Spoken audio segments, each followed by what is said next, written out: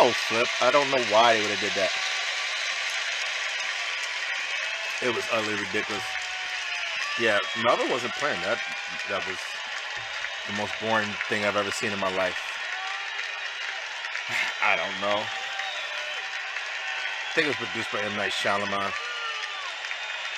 It had to be the worst thing I've ever seen. I have no other words for it. What's up, WPA? I guess you thought you were going to escape my voice, but that would be ludicrous. Well, folks, last week was a very controversial week here in WPA, filled with match changes, arrest in WPA, and we will get to all that as we dive into the front row with Johnathan T. Rokford.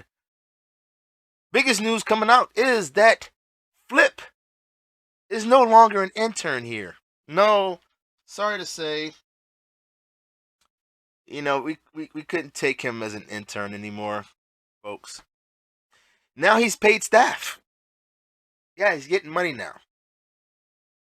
He's shown he's worth it. We also have new graphics, if you didn't notice, in the opening, courtesy of Flip. Told you he's worth the money. Now, as always, we get started with game changer action from last week, and JP DiMaggio took on Luna as he was finally tired of hearing her flap her gums. And he made a stipulation on this. If he won, she had to shut up. 2 weeks? And she was now in servitude to JP DiMaggio. Kind of ironic, huh? Flip. But he did win. And thus, for the next 2 weeks, she can't mention JP DiMaggio's name or the First Lady's name. She can't bug them. She has to leave them alone. 2 weeks. I think it was 2 weeks. I could be wrong. Now the next match is where a little bit of, I don't know, controversy, pettiness, whatever you want to call it. But it was JP DiMaggio taking on Fat Thomas, and Fat Thomas beat JP DiMaggio after a very nice long match. And then decided he didn't want the title. And attempted to open the title up to the first 15 challengers that approached him. Now, WPA management said to hell with that and proposed their own way to settle who would be new Game Changer champion. So, while it's vacant, you'll still see Fat Thomas listed as Game Changer champion until Monday, when a new champion is crowned. Me personally, if I had Fat Thomas, I would have just challenged 14 people for a battle royal and kept myself in the match. I mean, that's some easy math. I mean, I'm no genius at math, but I'm pretty sure if you eliminate 3 people a night, should be pretty clear cut and dry. Now, before we also begin getting into the matches that occurred, we want to give a shout out to Heated Shenanigans Podcasts, folks. If you have not watched this, I advise you to go and watch it. Very insightful wrestling, not predictions, but insights and fantasy bookings at times. I actually enjoyed their fantasy booking for WrestleMania. I could see some of those matches, and it's not just telling you what matches they would like to see or they would make, but also why those matches would be made. Go check it out, folks. It was a very good broadcast. And their next one, it actually featured the one and only Theodore Long as a guest. There'll be prize giveaways. So let's get that. Tell your friends. Let's get their subscriptions up. They got a lot of stuff to do. It even features one of our own here from WPA in there, James Altras, who is still out on concussion protocol, but he's doing a podcast. Go figure. Now, our first match was supposed to be Money taking on DJ Tech. And of course, since DJ Tech did not show up, Money was given the night off and awarded the win. He didn't want to sit in commentary, though. He said he had other things to take care of. Now, our second match featured newcomer Shark Boy taking on Matty Ice, who just walked out the ring midway through the match and just left. Don't know why. Probably really don't care either. But the ref counted to 10 and Shark Boy was awarded the win. You know, it often amazes me how some of these matches end. It's almost like somebody's making this stuff up. Now, our next match featured Money, MF, and Mike of the Killer Goons taking on the Emperor 2K Anomalium, who sometimes is there and sometimes is not there, and most times can give you a good match, but not on this night, as Money, MF, and Mike just wiped the mat with them and picked up a much needed win. Yeah, I don't know what's up with that dude. You know, for somebody that talks about something being rigged, you would think he would do everything in his power to prevent that. It's crazy. Now, in a match that seemed to be, I don't know. You can call it what you want, folks. But it was the Darkstalker taking on Captain Mexico. And Captain Mexico defeated the Darkstalker. What is up with the Darkstalker?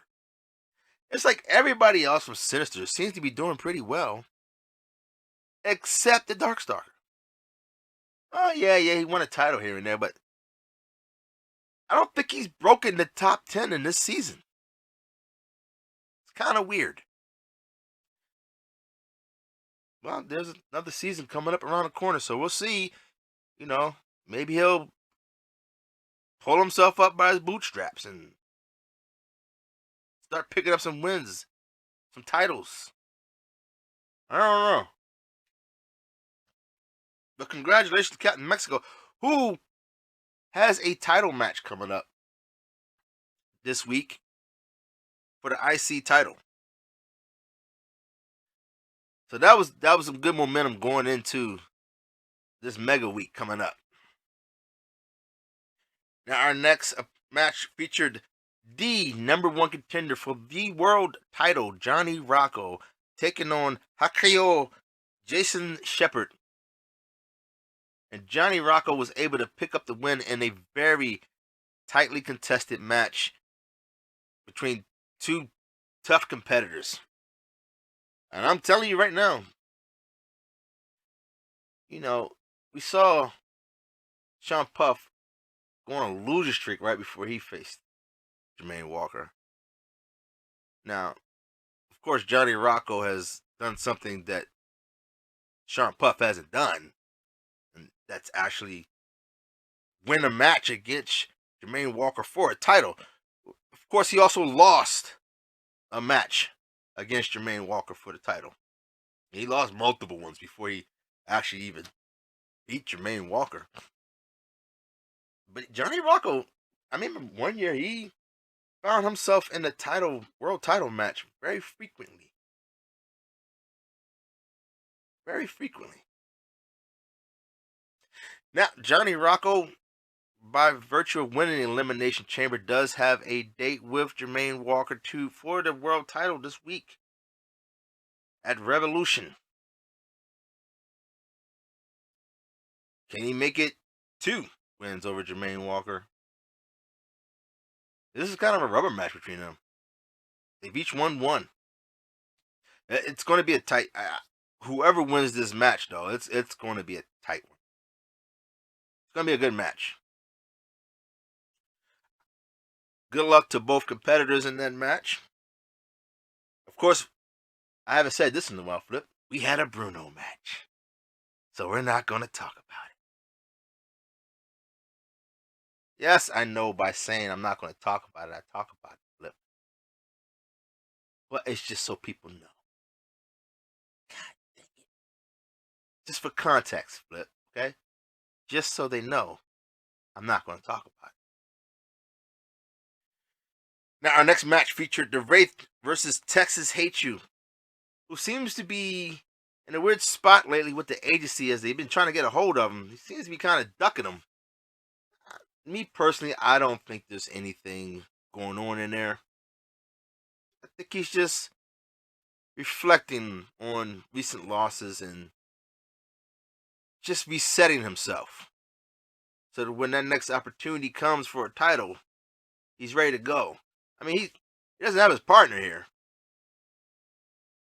So, could also be missing his partner.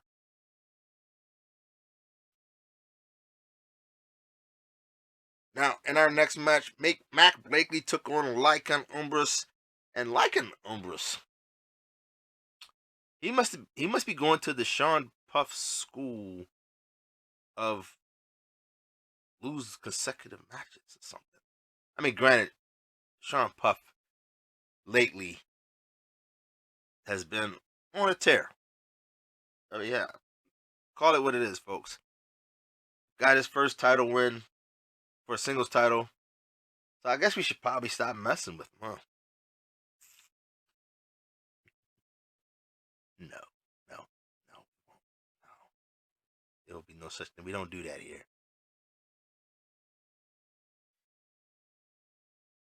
But Mac Blakely defeated Lycan Umbris. Lycan Umbris, man, he needs to get it together. I don't, there's that stock is dropping on that. We'll see. Now, of course, speaking of our world champ, he was in a match against Jay LeMasters, the sponsored athlete. And they put on one hell of a match until Jermaine Walker was able to gain the advantage and defeat the sponsored athlete. I think the Booker was just trying to see if Jermaine could actually beat him before making any other decisions. I would like to have seen what would have happened had Jalen Masters beaten Jermaine Walker.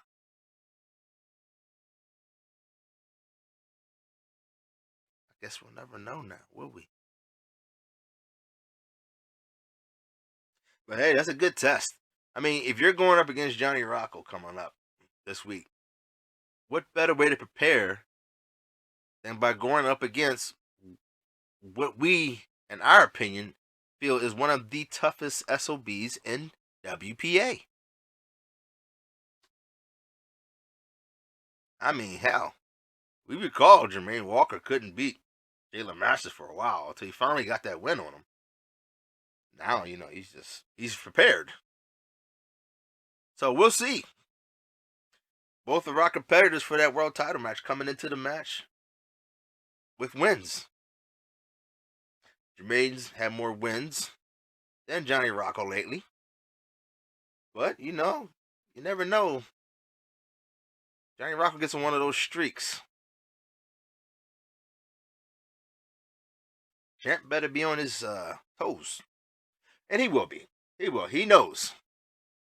I mean, hell, They're in Sinister together. They know each other like the back of their hands.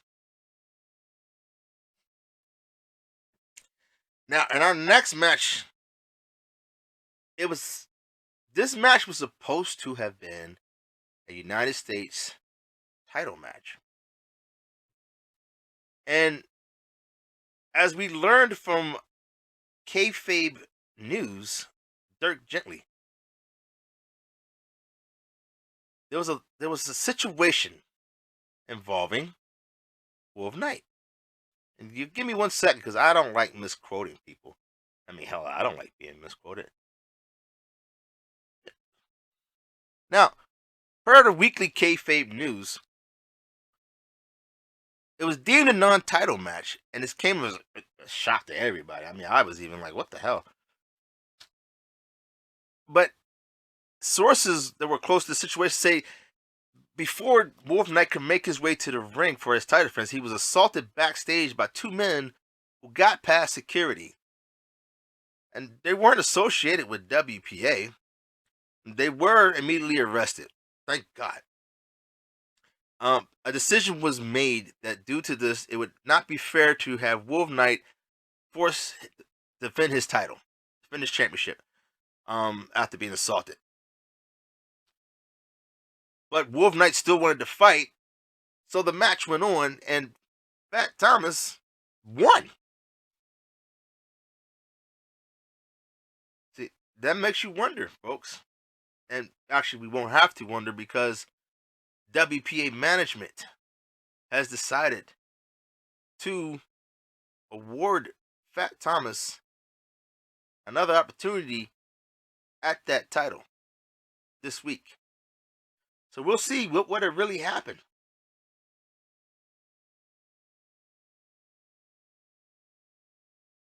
Will Fat Thomas defeat Wolf Knight in the title match this time? He defeated him last week. Questions will be answered, folks. Now, speaking of questions being answered, could Sean Puff continue his winning streak, or is up and down? You know, he lose some, but mostly winning, and finally defeat Big Mel? The answer to that is no. No, sir. No, never. I'm almost willing to bet my little light here that Sean Puff won't ever defeat Big Mel. It is his albatross. And it's going to, if he cannot find a way to defeat Big Mel, it is going to bite him on the ass one day. Because one of these days it's going to be for a title. He's going to probably be holding. And he's going to lose it. I can almost guarantee it, folks. Because as tough as Jayla Masters is, Big Mel is a decorated champion. He knows how to win titles. He's a Grand Slam champion, folks.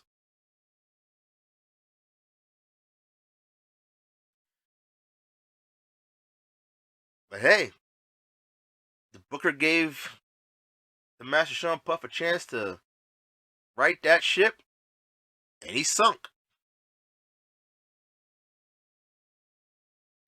Now, in a grudge match, not another one. I mean, the other one was just curiosity, but this one was a grudge match. It was originally labeled Flabby and the Beast, and I talked to the Booker, and he said there was a misspelling in that word. He really meant Flabby and the Beef. That's kind of funny, beef. But the title was changed, taken out of it for whatever reason. Apparently, Luscious Lucius didn't like the way the match was titled and asked for it to be stricken and just made a grudge match. And it was.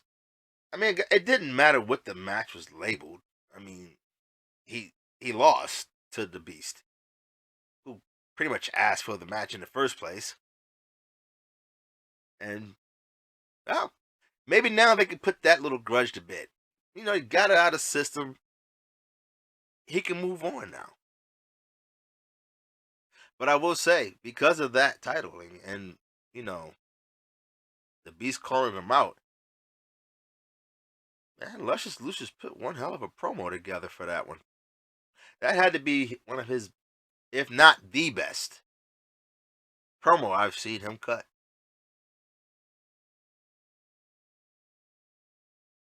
Now we moved on to number one contender matches. Oh, before that, there was a very important match that happened, Flip. Red Death versus Badass Eddie Vendetti to determine who would get the last spot on the Trios Championship team. Already filled by Hakeo Shepard, Jason Shepard, and Money. And they needed their third partner. And it was determined Red Death would face Badass Eddie Vendetti. And Red Death defeated the Badass to claim 1/3 of the Trios Championship. And they will defend those titles this week as we get to number one contender matches, folks. And it was the number one contender match for the Trios Championship to decide who would face that three.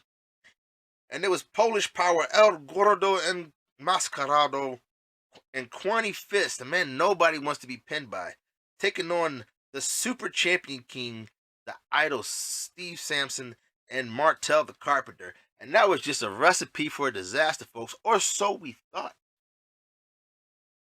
As the Super Champion King pinned Quani Fist, which is quite ironic, as they used to be on the team together. See, I would have thought those two would have been on the team, but I guess if they were, he would have got pinned anyway.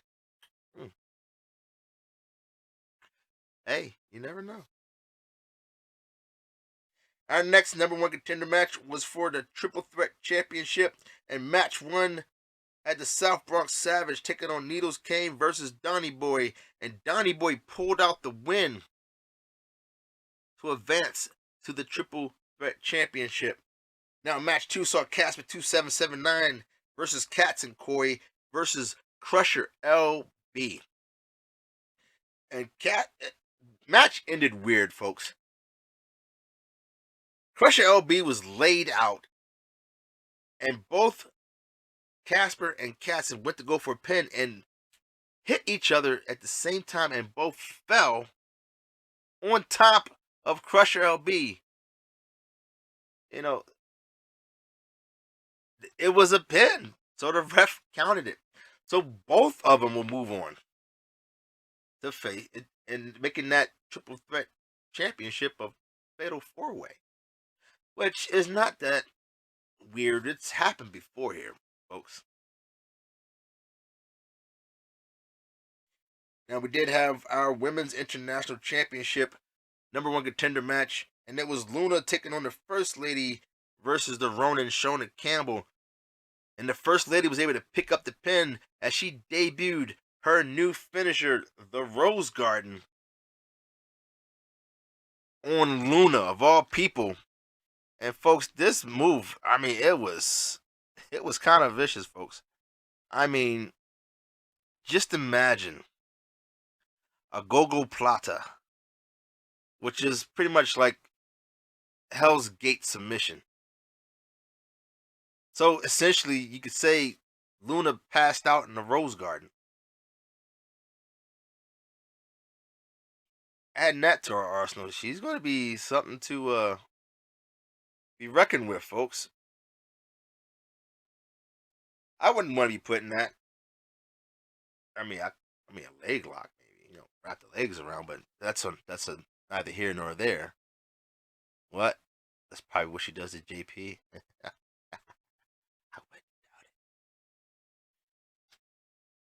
But the First Lady will be facing our champion Siren at a later date at the next pay-per-view, because Siren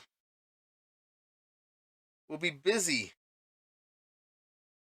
trying to get tag team gold with her man, Tezzeret, as they face the It Couple, the Blueprint, and the Standard, who were deemed worthy substitutes after them Bennett boys were caught trying to smuggle drugs across the border and arrested and pulled out of the match. You know, I mean, personally, when I saw them being the substitute, I thought that was a good good substitution right there. They've proven, as a matter of fact, I think these two teams have faced each other before, and they ended in a draw. And we always did wonder which one of them could beat. So now you put something on the line, and well, Standard got pinned. So Siren and Tezzeret will be moving on this week, facing the Killer Goons, Big Mel and Jason J. LeMasters. There's too many J's in this freaking damn league. Now, we did have a number one contender match for the WPA Television Championship, and the Street Fight King took on Nurkahante, and Nurkahante was able to defeat the Street Fight King, and we'll move on to face the television champion. Now, in our triple threat title match, it was Draven the Sledgehammer taking on Shepherd Bane, taking on the Brass Hole. And Shepherd Bane pinned the Brass Hole to become your new triple threat champion. And what a match he gets is his first match. A fatal four-way, right? Right? Yeah. Exactly. Now in our TV title match, although he had great success defending his Game Changer Championship between Man and the Fat Thomas, the Kingpin JP DiMaggio took on Lady Assassin, the First Lady of WPA, and his title was taken from him, as the Lady Assassin defeated JP DiMaggio to once again become the WPA Television Champion, folks. That was it, folks.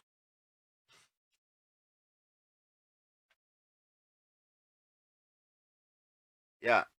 What? What's back on the air? The Gospel According to Messiah. It's back? Really? Oh, this should be interesting. So let's see. We got kayfabe news. We got the Gospel According to Messiah. And we got daily interactions with the It Couple. Although I've only seen one episode. And yeah, I was ready to unalive myself. They have a very boring life. Oh, Jesus Christ.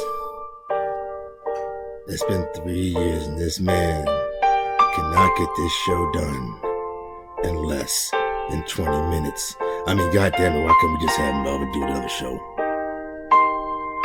He goes on these rants. I mean, this rant's more boring than watching a couple go auto shopping or candle making.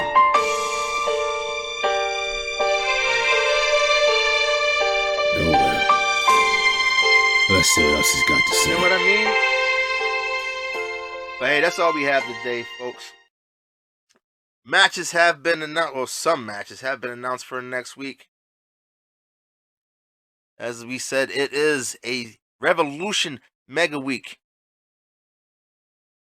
And the WPA Tag Team Champions will be in action as Big Mel and the sponsored athlete Jalen Masters take on the Siren and Tezzeret. Trios champions will be involved in the match. And it will be Money, Red Death, and High KO Jason Shepard taking on the Super Champion King, the Idol Steve Sampson, and Martel the Carpenter. In the Triple Threat Championship, it will be Shepherd Bane taking on Casper 2779 versus Cats and Corey versus Donnie Boy in a fatal four-way type match. Our WPA Television Champion Lady Assassin will be taking on Nurkahante, and the WPA Intercontinental Champion, the Master Sean Puff, will be up against Captain Mexico. And in our main event, oh wait, I forgot. That won't be the main event, but it will be an event as the United States champion Wolf Knight will put his title up against Fat Thomas. And in our main event, Jermaine Walker will be taking on Johnny Rocco for his WPA World title. Now, what? No, I'm not betting on that one. Fuck that. That one's a tough one. Stay tuned for Philip as he gives you his pick of the week. I'm out, folks.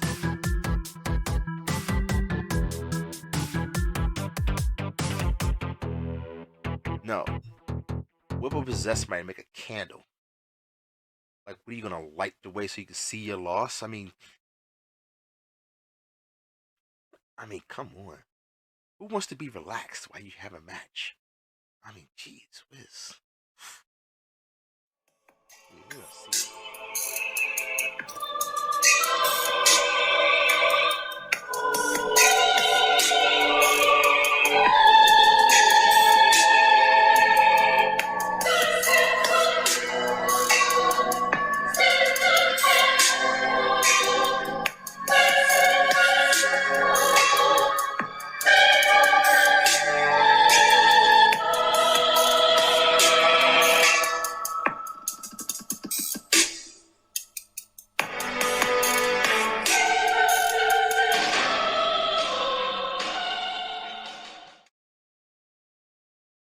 Hello, WPA. Once again, it is your honor and your privilege to hear my voice come across your airwaves. And for those that don't know me, I don't know what rock you've been living under, but allow me to introduce myself. My name is Philip Alexander Carrington IV. And I am here to give you my pick of the week as we are on the road to WrestleMania. Crown jewel and dream of every wrestler to participate in. The dream of every wrestler to win a title in. To main event. And my pick this week should come as no surprise, as she has been on my list numerous times, and this time is no different. And before you start to speculate, since the going word around town is context, my picks are not based on title wins. My picks are not based on your WPA record. My picks are based solely on the fact that you impressed me. Now, last week, Lady Assassin once again claimed the TV title, defeating the Kingpin JP DiMaggio, who was on an upward swing until he met the assassin who killed his dreams of going into Revolution TV champion.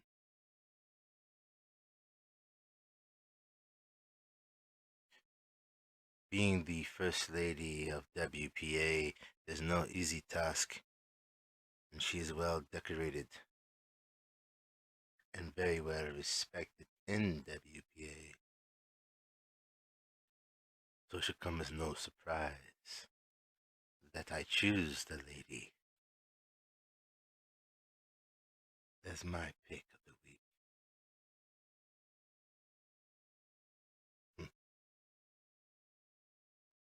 I told you, I'm watching you. It's not just a saying, it's a fact. And if you want to make my list, you only have one thing to do. And that is impress me. So until the next time, Enjoy your week. And we'll see who should come out of top. This is my pick for Revolution Week. Good day.